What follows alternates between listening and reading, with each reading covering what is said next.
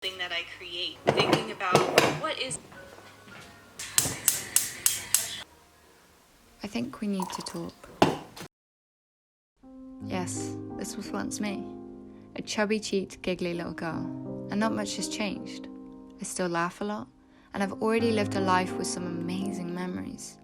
On the surface I look fine, but I'm not. 2020. I think we can all say that this year has been so difficult. So much has happened and it feels like the world is so unstable. It's hard not to worry and feel anxious about the future. But we need to stop sometimes.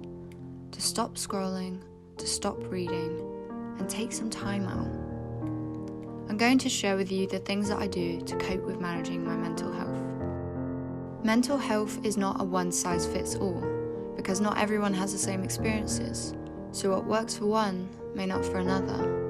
But maybe this is your starting point, or maybe it's just comforting to listen to someone else share their story. You see, I suffer with depression. You wouldn't believe it, would you? I look like I've got it all together, right?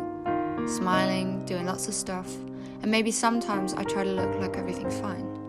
But I was ignoring things that were hurting me, and it wasn't until I had counselling that they uncovered those things I was burying. I took a couple of counsellors, but when I found the right one, they taught me to accept myself and to forgive myself more. I still get these days, but patience helps me to get through them. There's no easy fix, nor an end point, I've realised, so we just have to learn. Don't give up. I found reading also helped a lot. I used to read, and I hadn't for years, but when I decided I wanted to manage my mental health better, I started reading again. I like to read non-fiction, and so I read a few self-help books. I read a book called The Chimp Paradox, a book that helped me understand psychological behaviours, and I recommend this book to everyone. In fact, I don't even have a copy of this book anymore because I gave it to a friend. Reading gave me that time to switch off, to immerse myself in a different kind of thinking.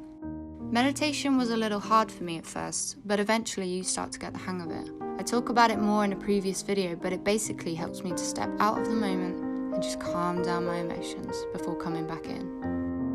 It's also a reminder to just breathe.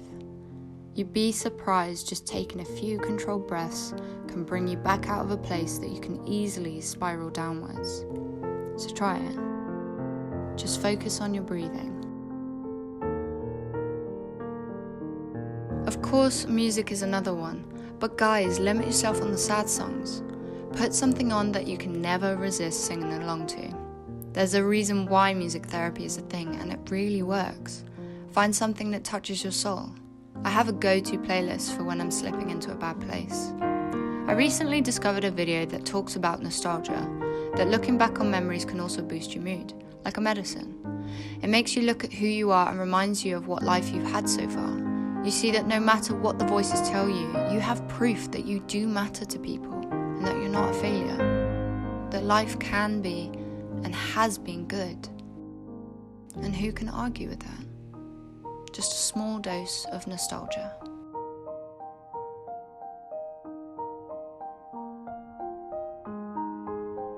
It also reminded me of the ones that I hadn't captured.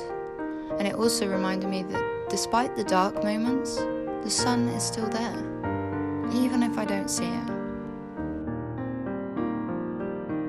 And if the suicidal thoughts are coming after you, I've been there. You feel like you're not in control, you can't keep up, and everything feels like it's passing you by so quick. The pain is suffocating you, but I promise you're going to be okay. Something I found very sobering was listening to survivor stories. It's hard to listen to, but it's also comforting, because you know that they were once in a dark, deep place, but they got a second chance to come back stronger. And maybe you'll find that too much. If you do, you can also read a book by Matt Haig, Reasons to Stay Alive, who puts those feelings of vulnerability into a written account. Don't be alone, because you're not alone. And the most important step is to acknowledge your feelings. Don't ignore them or pass them off. Tomorrow will be better, but right now, you need to let it out. So give yourself some time. You'll be okay again. And maybe you will slip and have another bad day, but thoughts are only temporary, and they pass. sun will come back out again. Your mental health is not a definition of who you are, but it is a part of you. So let's look after it. Set boundaries for yourself. Talk or write out how you're feeling. Learn what's triggering you. Maybe too much news in this overstimulating world.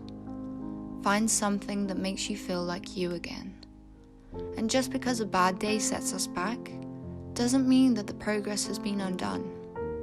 Tomorrow, we can try again.